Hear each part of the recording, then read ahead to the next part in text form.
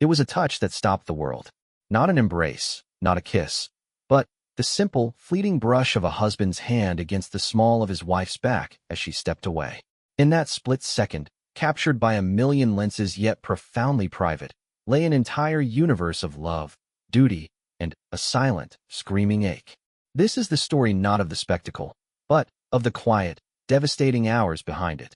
The story of how William and Kate, amidst a sea of eyes and a weight of crowns, had to learn the hardest lesson of all, how to say goodbye. The morning dawned not with sunlight, but with a thick, woolen silence that seemed to press against the windows of their private quarters. William was already awake, standing by the window, his posture rigid against the gray light. He hadn't slept. The memory of the doctor's calm, final words from the day before played on a merciless loop in his mind. Beside him, in the bed, Kate stirred. He didn't turn. He could hear the soft change in her breathing. The moment wakefulness brought it all back. The luxury of forgetfulness and sleep was gone. Her hand moved across the empty space where he should have been. The cool sheets there felt like a rebuke. She opened her eyes, taking in the familiar room that now felt entirely alien. The cheerful yellow armchair, the children's drawings pinned carefully to a board, the stack of novels on her nightstand. All of it was painted in the stark, new colors of an ending. She watched William's back, the set of his shoulders. He was holding the world at bay, as he'd been trained to do. But she knew the cost. She saw the slight tremor in the hand he had braced against the window frame. They didn't speak. Words were too clumsy, too small for the canyon that had opened up between yesterday and today. Instead, they moved through the morning routine with a heartbreaking courtesy. He poured her tea, the china clinking too loudly in the quiet. She smoothed the bed cover, her movements slow and precise. Their eyes would meet, then skitter away, unable to bear the raw truth reflected back. The children would be up soon. George, with his serious questions, Charlotte, with her intuitive glances, Louis, with his blissful, chaotic energy. They were the anchor, the reason to keep breathing, to keep moving. But, for a moment, they were also the most terrifying part of the day. How to shield them, how to explain the unexplainable. Breakfast was a study in normalcy that was anything but. Louis spilled his juice, and the ordinary scramble for a cloth, the soft admonishment, felt like a scene from a play they were desperately acting in. Charlotte watched her parents closely, her young eyes missing nothing. George, picking at his food, finally asked, "Will you be gone long?" The question hung in the air. William looked to Kate, and in that look was a lifetime of partnership. She reached over, brushing a crumb from George's shirt. "Not too long," she said, her voice miraculously steady. "But we'll phone every single day." It was a promise she prayed she could keep. Later, as the nanny took the children to get ready for their own part in the day, the fortress of calm crumbled. Alone in the dressing room, Kate stood before her wardrobe. What does one wear to the end of one's world? She reached for a simple, elegant dress, a color he liked. Her hands shook as she tried to do the zipper. She saw his reflection appear behind hers in the mirror. Without a word, his hands replaced hers, his fingers warm against her spine as he slowly drew the zipper up. His touch lingered, his forehead coming to rest gently against the back of her head. In the mirror, their eyes closed in unison. It was the first crack in his armor, a single tear escaping down his cheek, caught in the fine linen of her dress. She placed her hand over his, holding it there against her heart. For a long minute, they just breathed, a single entity facing the coming storm. The car ride to the official departure was a silent journey through a world that had gone on, cruelly and beautifully. People hurried to work, buses groaned past, a cyclist laughed into the wind. Kate watched it all, her hand resting on the seat between them. William stared straight ahead, his jaw clenched, his official mask firmly in place for the driver and the security detail.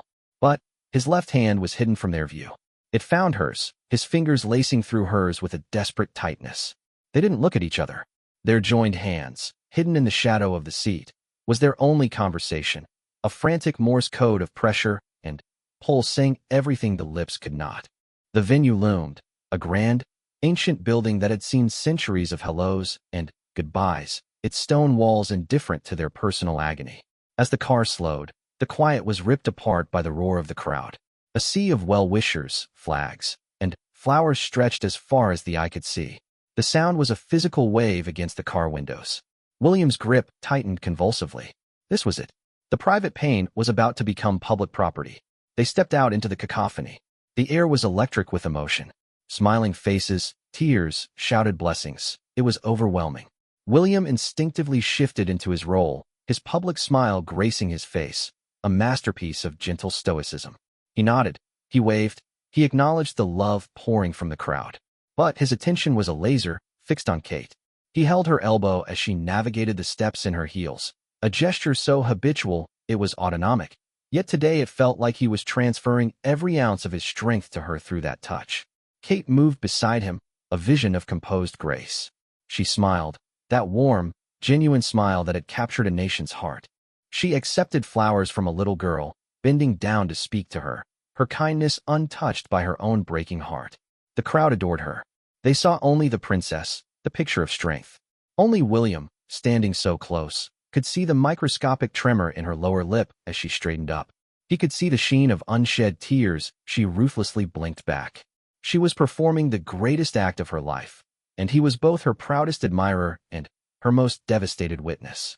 Inside the grand hall, the atmosphere shifted from public frenzy to a hushed, formal dread. Dignitaries in uniform, family with concerned eyes, the structured protocol of a royal farewell unfolded. They walked a gauntlet of handshakes and muted condolences. Each, "Your Royal Highness," felt like a bell tolling the time away. Through it all, they were a unit. A shared glance would signal when one needed a moment.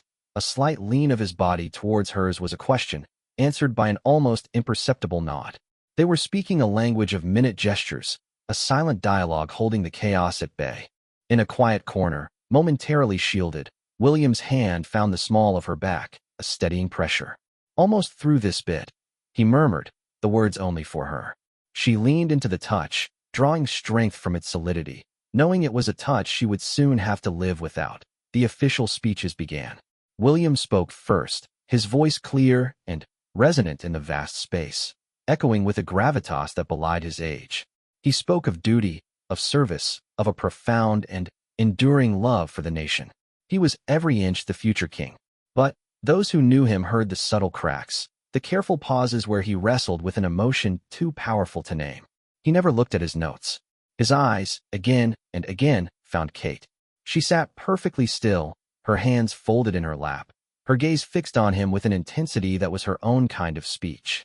She was pouring every ounce of her love, her pride, her unwavering belief into him, a lifeline across the crowded room. When he mentioned the unwavering support of my family, his voice thickened, just for a second. Her chin lifted, a silent affirmation. I am here. I am always here. Then, it was her turn. A hush fell, deeper than before. She rose, a solitary, elegant figure. She began to speak, her voice softer than his, but it carried a different kind of power, an intimate, vulnerable strength. She spoke not just as a princess, but as a wife, a mother, a woman.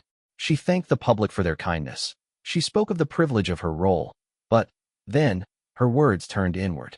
The greatest role, she said, her eyes glistening as she finally let them sweep to William, has been to stand beside a man of such integrity, to build a family with him, to share in the quiet, ordinary moments that are, in truth, the most extraordinary of all. The room disappeared. For them, in that moment, there was only each other. He looked at her as if seeing her for the first time, and, the last, memorizing the curve of her smile, the light in her eyes, the sheer, breathtaking courage of her. She didn't cry. She smiled through the pain, a smile so full of love and loss that it was more heartbreaking than any sob. When she finished, the applause was thunderous, but it was the silent communication between them that echoed loudest. He gave her the smallest, most proud nod. Well done, my love. The formalities began to wind down. The atmosphere grew heavier, the imminent separation a tangible presence in the room. They were ushered towards the final point of departure. The crowd outside had grown even larger, their collective voice a dull roar through the walls. In the antechamber, a moment of stolen privacy presented itself. The children were brought to them. The official masks fell away completely. Kate knelt, gathering the three of them into her arms, burying her face in their small shoulders, inhaling their scents of shampoo and childhood. William joined them, his large frame enveloping them all, a protective cocoon. He whispered promises into their hair, promises to write, to call, to be back for birthdays. His voice was thick, each word a struggle. Louis, too young to fully understand, simply giggled and patted his father's wet cheek. Charlotte held on tightly, her little body shaking. George, trying so hard to be brave, asked, "You'll be safe, won't you?" It was William's undoing. He pulled his son close, unable to speak, just nodding against the boy's head. The goodbyes with the children were the deepest cut, a raw, primal ache that left them both breathless. Watching the nanny lead their three most precious hearts away, their small hands waving, was a physical amputation. Kate's composure finally fractured for a second, a sharp, indrawn breath, a hand flying to her mouth. William's arm was around her instantly, pulling her into his side, his own face a landscape of torment. They held on to each other, swaying slightly, as if the ground beneath them had turned to water. There was no more time. The great doors ahead of them led to the final walk, the last public appearance. They straightened their clothes, wiped their eyes with careful fingertips. They were no longer just William and Kate. They were the Prince and Princess of Wales, and the world was waiting. He offered her his arm. She took it, her hand resting in the crook of his elbow, feeling the coiled tension in his muscles. As they stepped back into the public gaze, the noise was a wall. The sun had broken through, casting long, dramatic shadows. They began the long, slow walk down the central path, flanked by the cheering, weeping crowd. They waved, they smiled, they performed their duty to perfection. But the closer they got to the end, to the waiting vehicle that would take him away, the slower their steps became. Every second was a treasure. Every breath shared was a memory to be banked. The cameras clicked like a swarm of metallic insects, capturing every micro-expression. They saw the proud, devoted couple. They did not see the silent, desperate conversation happening between their bodies, the way her fingers tightened on his arm, the way he covered her hand with his own, pressing it down, as if he could imprint the feel of her into his very skin. And then they reached it, the point of no return. They turned to face each other for the final public moment. The crowd's roar seemed to fade into a distant hum. Her eyes searched his, wide and full of a love so vast it was terrifying. His gaze was equally unguarded, showing her all his fear, his pride, his endless devotion. They had discussed this moment. A formal, dignified farewell was expected.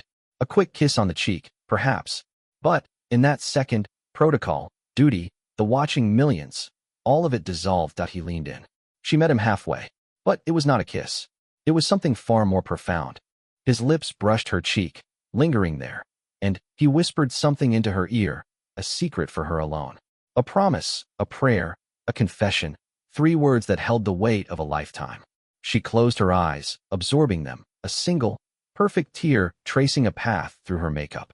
She whispered something back, her breath warm against his neck. It was a vow. Then, as he pulled back, his hand, seemingly of its own volition, drifted from her arm, down to the small of her back. It was not a dramatic gesture. It was a simple, possessive, comforting touch. A touch that said, "You are mine, and I am yours, and this is not an end." His fingers spread wide, as if trying to cover as much of her as possible, to memorize the feel of her through the fabric of her dress. It lasted less than 2 seconds. But, in that touch, the world saw everything. It saw the husband, not the prince. It saw the man clinging to his cornerstone. It saw the unbearable tension between public duty and private anguish. It was a touch of guidance, of support, of connection, and of a heartbreaking finality, all at once. It was the touch that said what all the perfect speeches could not. "I do not want to go." He broke the contact. It was the hardest thing he had ever done. He turned and walked the few final steps to the car door, his back straight, his head high. He did not look back. He couldn't. If he saw her face again, he would not have the strength to leave. Kate stood perfectly still, her arms at her sides, watching him go. The smile was gone, replaced by a look of serene, shattered love. She was the picture of a woman holding her entire world together by sheer will alone. The car door closed. The engine purred to life. The vehicle began to pull away, slowly at first, then, picking up speed, carrying him away from her, from their children, from the life they had built. Kate remained standing, a solitary figure growing smaller in the distance. She watched until the car was a speck, then vanished altogether. The crowd's cheers turned into a supportive, empathetic murmur. Still she stood. A soft breeze picked up, tugging at her hair and her dress. Finally, she took a deep, shuddering breath that seemed to come from the soles of her feet. She turned to face the remaining crowd and the waiting officials. Her smile returned, softer now, tinged with a sadness that would never fully leave. It was a smile of resilience. She had a kingdom to care for, children to raise, a duty to uphold. He was gone, but he was not lost. That single touch on her back had sealed a pact. It was a promise etched onto her skin. It said he would carry her with him, and she would hold the fort until his return. With a final wave to the people, she turned and walked back inside, into the silence of the palace, to begin the long wait. The story of their farewell was over, but the story of their love, stubborn and enduring, was simply entering a new, aching chapter.